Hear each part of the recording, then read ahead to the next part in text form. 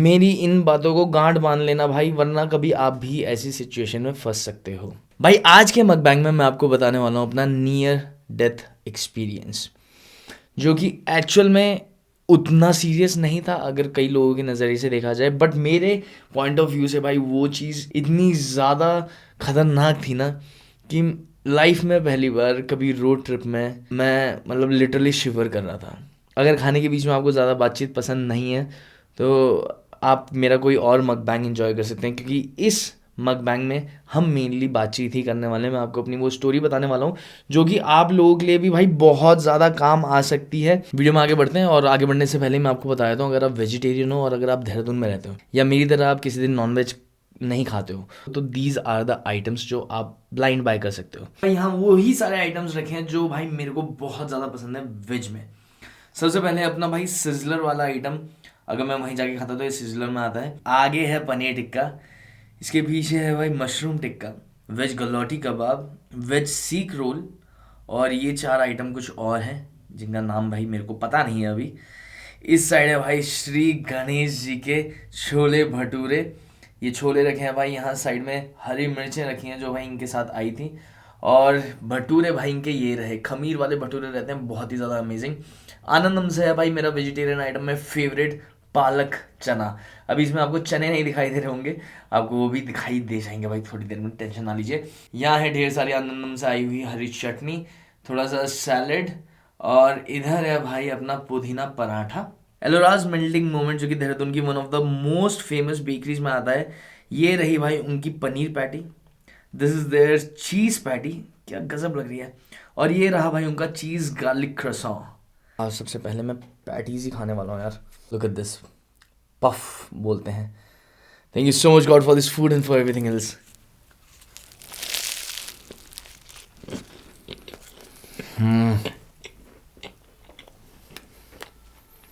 Wow, मुझे इसमें कोई सॉस की ज़रूरत नहीं है।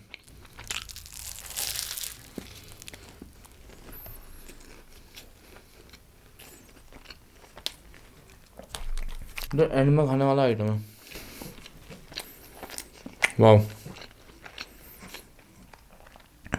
आगे बढ़ते हैं स्टोरी में।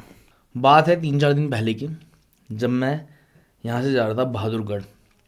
मैंने S1 Pro बुक कराई है, बहादुरगढ़ में हो रहा था नेशनल स्नूकर टूर्नामेंट, वहीं से मुझे S1 Pro उठानी थी।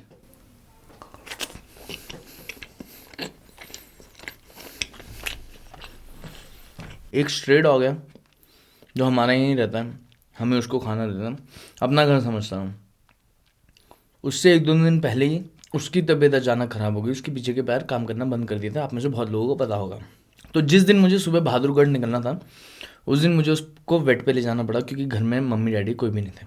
तो वेट पे ले गया, मेरे को लगा यार आज तो कैंसिल ही होगा, बट थैंकफुली 1:30 से 2 बजे करीब मैं फ्री हो गया था वहाँ से। मम्मी जल्दी छुट्टी लेके घर आ चुकी थी, तो मैंने कहा यार चलो गूगल में डाल के देखता हूँ कितना समय दिखा रहा है बहादुरगढ़ के लिए। मैं कभी गया नहीं था, पहले गया था लेकिन गुड़गांव होते हुए गया था, जो कि बहुत लंबा रूट है। तो मैंने सोचा कोई डायरेक्ट रूट होगा, देखता हूँ। तो गूगल पे डाला तो भाई मात्र 3.5 घंटा दिखा रहा था। मैं खुश हो गया।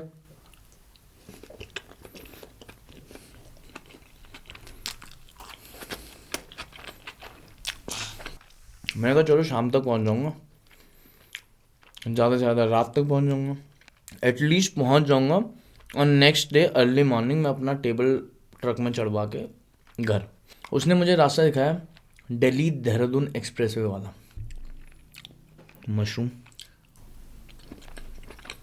हाँ हाँ, सरसों के तेल की क्या बढ़िया महक और क्या बढ़िया अरोमा और क्या बढ़िया टेस्ट। वाह, मेरे को इतना पता था कि बीच बीच में से वो रास्ता सही नहीं है, काफ़ी एक्सीडेंट्स हो रहे थे उसमें, तो वो डिटूर कराता था वो फिर रास्ता। मैंने कहा कोई बात नहीं, ज़्यादा से ज़्यादा आगे से मैं पुराने वाले रास्ते में आ जाऊँगा, इतना ही हो सकता है, लेकिन चलो लेट्स सी कहाँ तक जाता है रास्ता। भैया मैं पकड़ लिया वो रास्ता, खाली मैं नहीं, मेरे साथ 15 से 20 गाड़ियाँ और थी उसी पॉइंट ऑफ टाइम में जो सेम रूट फॉलो कर रही थी। DL की गाड़ियाँ, पंजाब की गाड़ियाँ, सब गाड़ियाँ थी उसमें। थोड़ा कॉन्फिडेंस आ जाता है कि यार चलो सब चल रहे हैं, क्या ही हो जाएगा।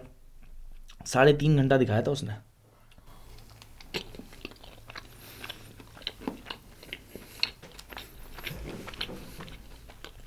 भाई मैं मजाक नहीं कर रहा हूँ, 1.5 से 2 घंटे स्ट्रेट लाइन हाईवे, कोई एग्जिट नहीं है उसमें, जंगल जंगल, ऊपर ऊपर हाईवे चल रहा, 0 एग्जिट। फिर एक पॉइंट था जहाँ से वो लेफ्ट दिखा रहा था, that was also Dehradun Delhi express way. पहुँचा मैं, लेफ्ट कोई टर्न ही नहीं है, तो अब हाईवे है भाई, रुक सकते नहीं, तो फटाफट मैं आगे बढ़ गया। मैंने कहा कुछ छूट गया होगा मेरे से। फिर मैं आगे 4-5 किलोमीटर गया, यू टर्न मार के आया। फिर मैंने देखा फिर कोई नहीं है। फिर मैंने देखा कि एक और कच्चा रास्ता जा रहा, मैंने फिर यू टर्न मारा कहीं से। फिर मैं उस कच्चे से रास्ते गया, आगे वो भी बंद। और यही सेम प्रोसेस मेरे साथ 4 से 5 गाड़ियाँ उसी टाइम पे फॉलो कर रही थी। सबका पोपट बनता चला गया। क्यों?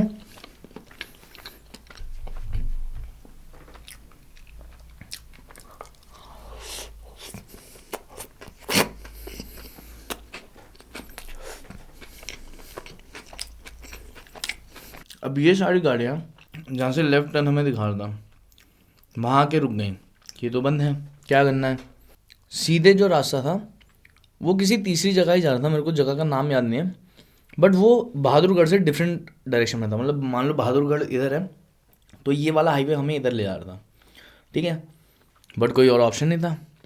तो थोड़ा सा आगे चलने के बाद किसी ने बताया कि इसी हाईवे पे आगे चलोगे तो शामली के लिए एक टर्न कटेगा। तो हम पहले यू में गए, फिर शामली के लिए यू में मुड़े, समझ रहे हो? फिर बहादुरगढ़ के लिए अंदर को आना था, चल दिए शामली के लिए। फिर गूगल मैप ही डाल रखा है, अब तो हर कोई गूगल मैप के भरोसे चलता है, गूगल मैप से ही डाल रखा है।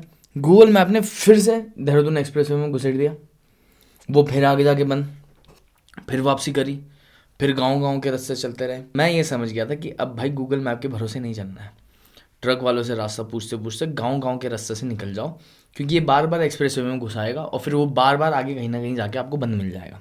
मैंने कहा इतनी झंझट तो नहीं पालनी मुझे। हाँ, कितना सुंदर लग रहा है।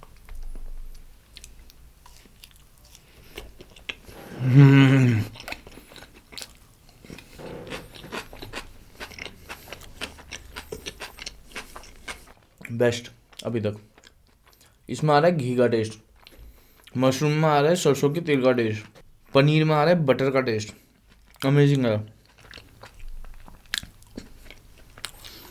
तो भाई वो 3.5 घंटे का रास्ता, 1:30 बजे निकला था मैं ऐसा, मुझे 6 से 6.5 घंटे लगे, वो भी भटकते भटकते। और भाई उस दिन बारिश, अगर आपको याद हो तो रिसेंटली भयंकर बारिश हुई थी जो अचानक, उसी दिन की बात है, रात से भर तब बड़तोड़ बारिश। वो हाईवे पुराने वाले इतने गंदे हैं, उनमें पानी जम रहा है इतना, जब भयंकर पानी में गाड़ी जाती है ना तो गाड़ी डिसबैलेंस होती है, क्योंकि उसका वापस फोर्स लगता है पानी का। 2-3 बार हुआ भाई ऐसे, जिसमें मेरी हालत मतलब बिल्कुल ख़राब गाड़ी में हुई, फिर मैं बीचों बीच चलाना हो, ठीक है। खैर व्हाटसोएवर, हौले हौले कर करके मैं जैसे तैसे बहादुरगढ़ पहुंच गया।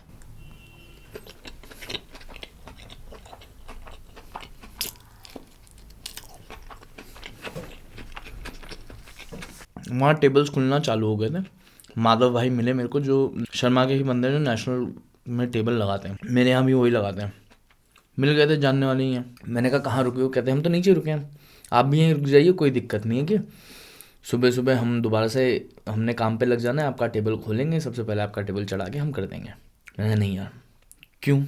मेरी तबीयत हो रखी थी भयंकर ख़राब, कोल्ड हो रखा था, कफ हो रखा था, ऐसा कि आप यकीन मानो मैं पूरे रात से गर्म पानी पीता हुआ आया हूँ। मेरे को खांसी के धसके पड़ रहे थे कि अगर एक बार खांसी स्टार्ट हो गई तो रुकने का नाम नहीं ले रही है।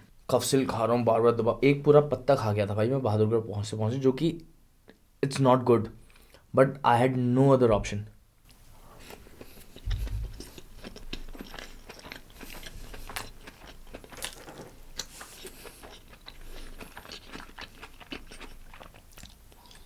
सेकेंडली सुबह भूरी को लेके बैठ गया था, कुछ खाया नहीं मैंने, और अनजान हाईवे पे मेरी आदत है मैं रुकता ही नहीं, ऊपर से बारिश हो रही थी तो मौका भी नहीं मिला।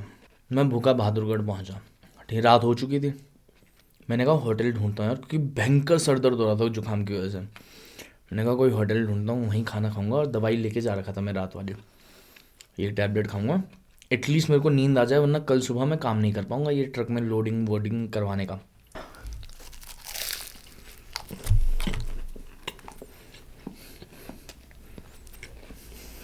बहुत बढ़िया लगे भाई पैटिस।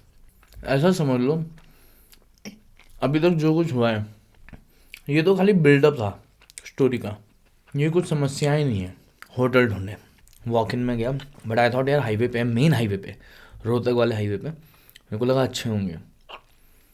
एक जगह रुका भाई, इतना गंदा कमरा ना, 1500 रुपये का, इतना गंदा कमरा, पूरे कमरे में सीलन ही सीलन, स्मेल आ रही है सीलन की, सिपान आ रही है, बेडशीट्स गंदी है वो सो। मैं ऐसे घुसा और ऐसे ही वापस आया। ऐसे 2-3 होटल्स मैंने देखे, सब बेकार थे।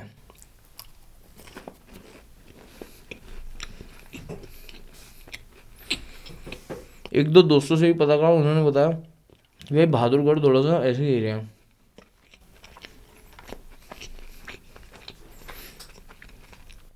मैं कहा ठीक है भाई। मैंने अगोड़ा सर्च करा कि नियर मी क्या क्या है, तब एक अच्छा रूम दिखा मेरे को। 2200 करीब उसका टेरिफ था, इंक्लूडिंग ऑल टैक्सेस। 9 साढ़े 9 हो चुका था, बट मेरे को राहत मिली कि यार चलो फाइनली एटलीस्ट कमरा अच्छा मिल गया, मेरे को चैन की नींद सो जाऊंगा। भाई मैं उस होटल पहुंचा 17 किलोमीटर ड्राइव करके, और देखता हूँ कि उस होटल का कोई एंट्रेंस ही नहीं है, पूरा कीचड़ कीचड़।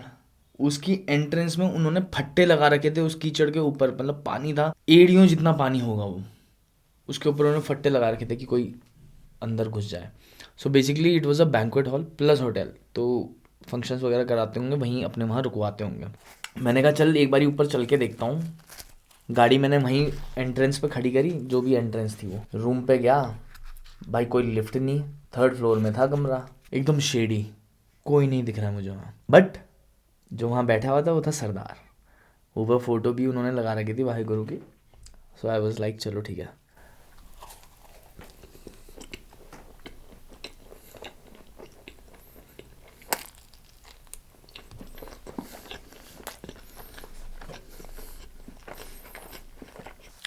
वाह क्या हो रहा है भाई, आप भटूरे देख लो भाई। प्लीज़ आज खाने के बारे में मैं नहीं बोलूँगा, तो खाना ना आप अपने आप नोटिस करते रहना कि कितने, देखो कितने सॉफ्ट भटूरे हैं यार और टेस्टी। तो भाई सरदार जी ने मेरे को कमरा दिखाया एंड रूम वॉज गुड।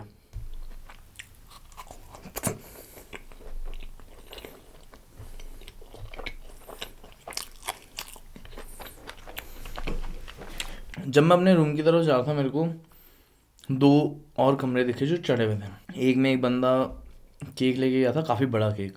दूसरे से बाहर आई थी एक लड़का और एक लड़की, बाहर आए उसी टाइम, चेकआउट करके चले गए। तब मेरे को लगा कि अब बस इसमें एक कमरा है जो चढ़ रखा है। सामान मैंने रूम में रखा, नीचे गया गाड़ी पार्क करने।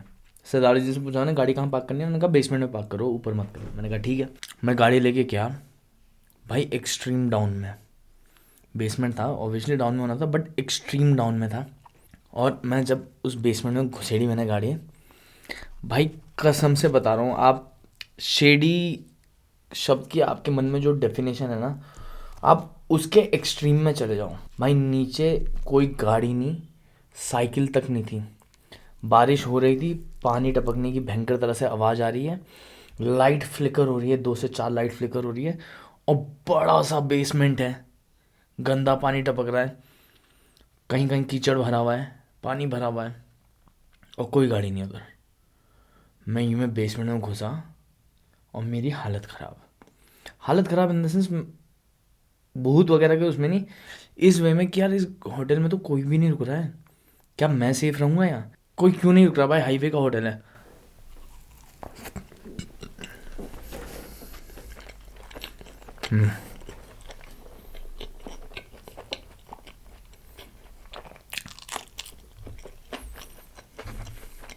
ऐसी सिचुएशंस आ जाती हैं जब आप अपने डिसीजंस को रिकंसिडर करने लगते हो कि क्या मैंने सही करा रूम की पेमेंट करके। समझ लो,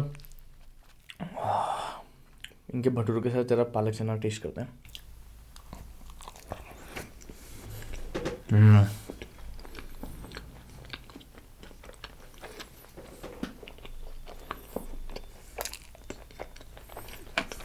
nothing could be better than this in veg. और उस बेसमेंट के मेन उसमें जैसे ही नीचे डाउन से सीधा होता है एक शटर लगा रखा है उन्होंने, जो एंट्रेंस है उधर। अब ऐसी शेडी जगह में एक शटर, क्या चलेगा आपका दिमाग कि व्हाट इफ़ रात को शटर लगा दें, कोई मेरे को आए रूम पे लूट ले, क्या पता चलेगा किसी को। अगेन देखो, नेगेटिव जब आपका दिमाग चलता है तो हर एस्पेक्ट में चलता है। तो मैंने क्या करा, मैंने गाड़ी पार्क कहाँ करी, जहाँ शटर बंद होता है ना, मैंने जिस शटर के नीचे गाड़ी पार्क कर दी ऐसे इंक्लाइन पोजीशन में, ऊपर को निकल ले, ये सोच के कि यार चलो कुछ होता है, या रात को मेरी हालत ख़राब होती है, रूम में कुछ आवाज़ें आ रही, कुछ हो रहा है, कुछ भी चीज़ व्हाट्सएवर, मैं आऊँगा, गाड़ी उठाऊँगा और निकल लूँगा।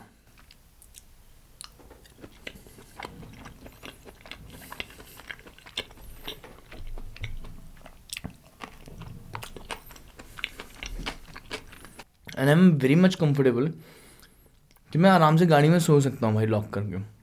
मुझे उसमें कम डर लगता है।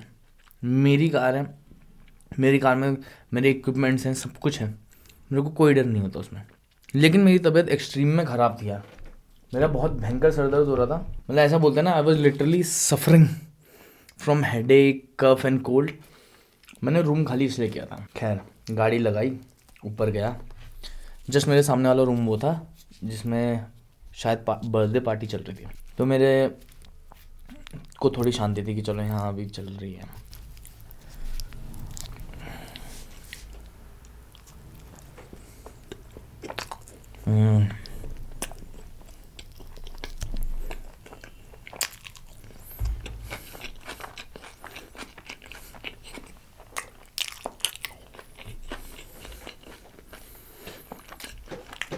ये भी कुछ भी नहीं है भाई, अभी तो मतलब 5% होगा कुछ जो हुआ है उस दिन मेरे साथ। खाना मैंने ऑर्डर किया, होटल से नहीं किया। अगेन वही थॉट सोच के कोई मिला दे कुछ, आप पता है इनको कि मैं सोलो आ रखा हूँ, कुछ मिला दे खाने में, मैं बेहोश हो जाऊँ, लूट लाट के चले जाएँ, कोई भरोसा नहीं।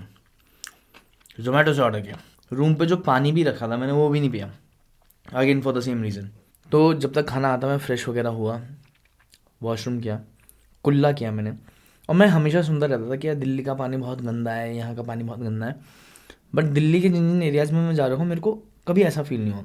लेकिन वो पता नहीं कौन सा दिल्ली का एरिया था, मतलब दिल्ली रोहतक हाईवे पे था वो होटल, बहादुरगढ़ से 17 किलोमीटर दूर।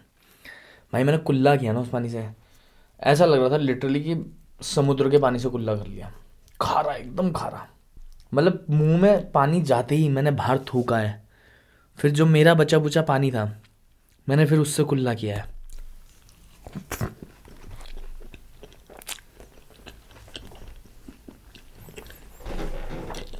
बेहद ही बुरा पानी।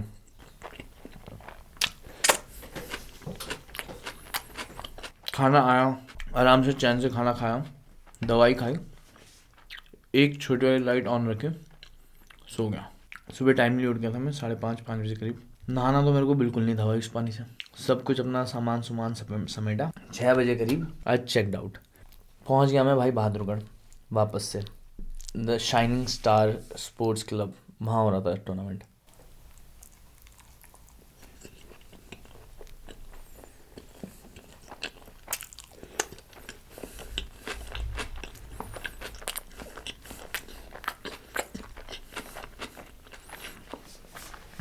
वो दिन ही मेरे साथ ऐसा भसड़ वाला था ना, टेबल लेते टाइम 1-2 लोगों के साथ भी भसड़ हुई। जो टेबल पे मैंने हाथ रख रखा था पहले से, किया मेरे को ये नंबर वाला टेबल चाहिए, क्योंकि कृष्णा ने बता रखा था ये टेबल अच्छा चल रहा है। मैंने कन्हैया जी शर्मा जी की जो मैनेजर हैं, मैंने उनको पहले बोल दिया था भाई मेरे को इस नंबर का टेबल चाहिए प्लीज़। उस टेबल के पीछे 2-3 लोग आ गए। कीपिंग दैट असाइड, वो टेबल मुझे ही मिला एट द एंड। और लोगों को क्या होता है ना कि कोई किसी चीज़ पे इंटरेस्ट दिखा रहे हैं, उनको लगता है ये चीज़ बढ़िया होगी, वो भी टूट पड़े। मैं फ्लेक्स के लिए बात कर रहा हूँ कि ये फ्लेक्स मेरे को भेज दो, टूट पड़े कि नहीं ये तो हमें चाहिए, बताओ कितने पैसे। अबे यार अभी तक तुम चुप थे, मैं बात करने लगा तब तुम आ गए, तब तुम्हें पता चल रहा है कि हाँ ऐसा भी कर सकते हो। खैर मेरे को जो जो चाहिए था अपने मन माफिक मुझे मिल गया था। वहाँ से मैं फ्री हुआ भाई शाम को 6-6:30 बजे। और सबसे मुद्दे वाली बात ये थी कि मुझे भाई नेक्स्ट मॉर्निंग जल्दी आना था, क्योंकि भूरी को वेट पे ले जाना था।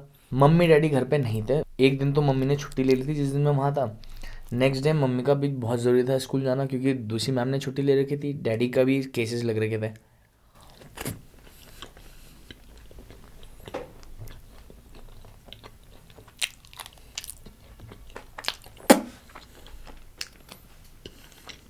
अब होता है थ्रिल चालू। 6:30 बजे मैं वहाँ से निकल गया, ये सोचकर कि ज़्यादा से ज़्यादा 5 घंटे लगेंगे मुझे। दिल्ली जाऊँगा, दिल्ली से मेरठ एक्सप्रेस हाईवे, हरिद्वार, देहरादून, 5 से 5.5 घंटा, ज़्यादा से ज़्यादा 6 घंटा लग जाएगा। मैंने कहा 12:30 बजे 1 बजे तक मैं पहुँच जाऊँगा, बट बिना किसी स्ट्रेस के पहुँचूँगा। मैं निकल गया धूफू करते हुए। मैं दिल्ली डाल रहा हूँ, साला देहरादून दिल्ली एक्सप्रेस वे में चढ़ा रहा दोबारा। मैंने कहा ना भाई, ये तो स्कैम है, ये हाईवे तो पक्का कहीं और भी फंसाएगा मुझे। मैं दिल्ली डाल रहा हूँ, अलग अलग लोकेशन से डाल रहा हूँ, साला सारी जगह से मेरे को एक्सप्रेस वे में घुसेड़ रहा है। मैंने कहा छोड़, ऐसे की तैसी इसी चीज़ में 1-1.5 घंटा मेरा वेस्ट हो जाएगा। मैंने कहा जिस रास्ते से आया हूँ उसी रास्ते से चलता हूँ। बहादुरगढ़ से शामली, शामली से फिर एक्सप्रेस वे का पता ही था मेरे को, जिससे मैं आया था। ऐसा मुझे लग रहा था कि मेरे को पता है, लेकिन पता नहीं था मुझे। शामली से फिर 1-2 रूट पहले 12 मेरे को एक्सप्रेस वे में चढ़ा रहा है। इवन फॉर द शामली मेरे को एक्सप्रेस वे में चढ़ा रहा है। मैंने कहा यार ऐसे तो नहीं हो पाएगा। एक ट्रक ड्राइवर मिले मेरे को, UK08 की गाड़ी थी शायद से ट्रक। तो उन्होंने मेरे को अच्छे से समझाया कि शामली से पहले एक गोल ऐसा कुछ मॉन्यूमेंट सा आएगा, वहाँ से आपको राइट हो जाना है। फिर उसके बाद थोड़ा और कुछ समझाया उन्होंने, जो उस टाइम मेरे को याद था, अब मैं भूल चुका हूँ। उधर से राइट लेना है।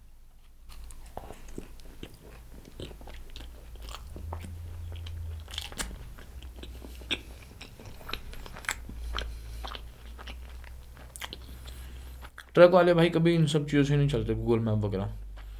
डेली की रनिंग होती है, मैं टेंशन फ्री होकर उनके बताए हुए रास्ते पे चल पड़ा। शामली से 5-10 किलोमीटर रह गया हूँ। अब मैं राइट टर्न ढूंढ रहा हूँ, इतने में 2 UK07 की गाड़ियाँ मुझे क्रॉस करती हैं 100-120 की स्पीड में, और एक राइट टर्न लेते हुए भागती हैं। UK07 देहरादून की गाड़ियाँ हैं। मैंने कहा यार ये इनका कॉन्फिडेंस देख के लग रहा है कि ये जाते रहते होंगे यहाँ से, और राइड भी है जैसा अंकल ने बताया था। मैं भी उनके पीछे पीछे चल दिया। 20-25 किलोमीटर आगे चल के वो भाई लोग भी चढ़ गए एक्सप्रेस वे में, और मैं उनके पीछे पीछे मैंने कहा ये कहाँ है। फिर ऊपर देखा, देहरादून दिल्ली एक्सप्रेस वे।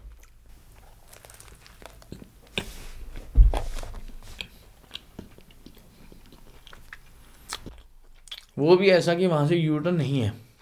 मैंने कहा ऐसी की तैसी, फिर से मैंने उन पर थोड़ा विश्वास दिखाया। मैंने कहा तो रफ्तार में चलने, इन्हीं के साथ चलता हूँ। अब भाई कोहरा चालू हो चुका है। अब मैं ना पेस अप कर रहा हूँ, क्योंकि मेरे को उनके साथ रहना है। वो तो भगाते हुए जा रहे हैं, गाड़ियाँ बहुत कम चल रही हैं उस हाईवे पे।